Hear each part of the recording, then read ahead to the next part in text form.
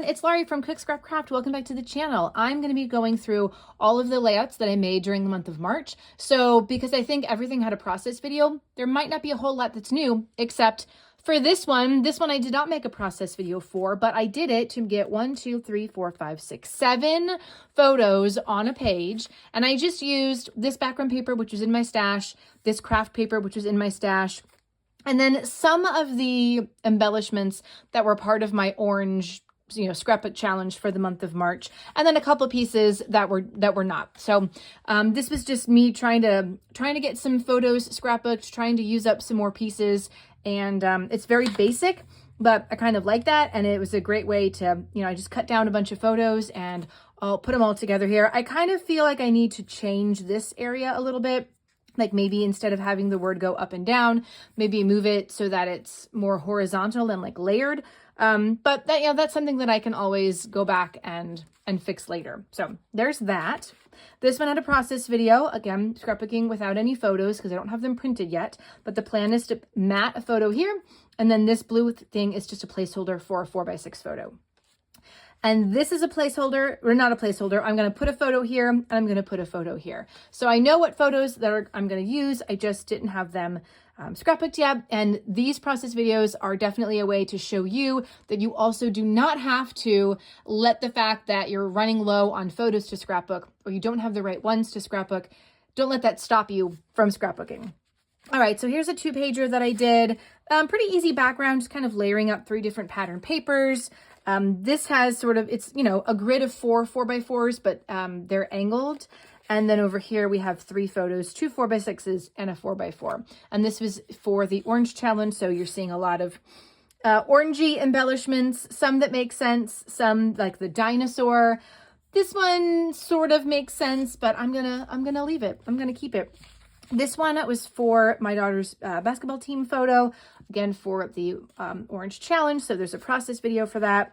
There's a process video for this one as well for the orange challenge. I thought I had used all of the pretzel stickers, and I found out I still had one left. So that's in my maybe pile. I divided all the leftover embellishments into a keep pile, which there aren't really that many. These are the ones I'm keeping.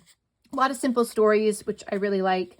And there are some fall-ish ones, and then some that weren't really orangey, but I was going to use them as like, what's the word I'm looking for? I was going to use them as, I don't know. I was going to use them and I didn't. So they're still here. And then I have a larger pile of maybes.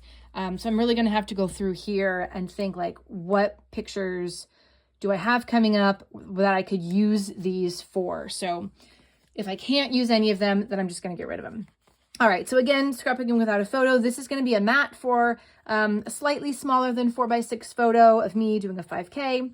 Another one, a basketball photo of my daughter, is going to go there. Going to cut that down. I really like the way this one looks with the stars going on the side. That's a cool one, if I do say so myself. Then there's a 2-pager. This was what really started this off, because I wanted to use these orange cardstock pieces from Michael's Recollections brand. And it was a great way to get these zoo photos scrapbooked and use up some extra, the zoo cut apart pieces that I had in my collection. And then this one, it doesn't look orangey. And I actually may have made this, I think these I made before I really started the challenge. So I can't remember then if this one has a process video or not, but it's a 2-pager, which is really fun. And it's got these strips of paper going from biggest to smallest. The photos are, I want to see, these are 3x3 and these are 4x6. And then it's the same thing over here, but sort of turned upside down. So rotate, flipped and turned upside down. So if you can see them both together, the strips go now from smallest to biggest. Yeah, and I matted them all just on some like leftover white cardstock. I'm pretty sure this is actually the backside, if I can show you, of the backside of a pattern paper that I didn't like. So got that used up, which is nice. And then this one is another 2-pager. Again, obviously not for the orange challenge, but I did this before I started that. So similar, I think this was one. Oh, I do have a process video for this because it's based on an old layout that I did. So go check that out. Great way to use up some scraps because it doesn't use a lot of pattern papers, and also a great way to then just embellish to your heart's content here, which is really nice. And that's a piece of trash. So that's it. I've got lots of 2 pages. 1, 2, 3, 4, 5, 6, 7, 8, 9, 10, 11 layouts. 11 layouts for the month of March. Not too bad. Obviously not the 28 that I did in February, but not too bad. And then for April, my challenge is going to be to try to scrapbook along with Shamel. She does them every Fridays and Mondays, I believe. So I'll try to, I don't know specifically when I'll be posting or if I'll have like a regular posting schedule for the process videos, but I can say that you should subscribe to the channel if you don't want to miss out, and give this video a thumbs up if you enjoyed checking out all of the 11 layouts that I made last month. So if you're doing a monochromatic challenge, I wish you luck, and I wish you crafty goodness for the month of April. Let's keep it going. Thanks for watching, guys. Bye.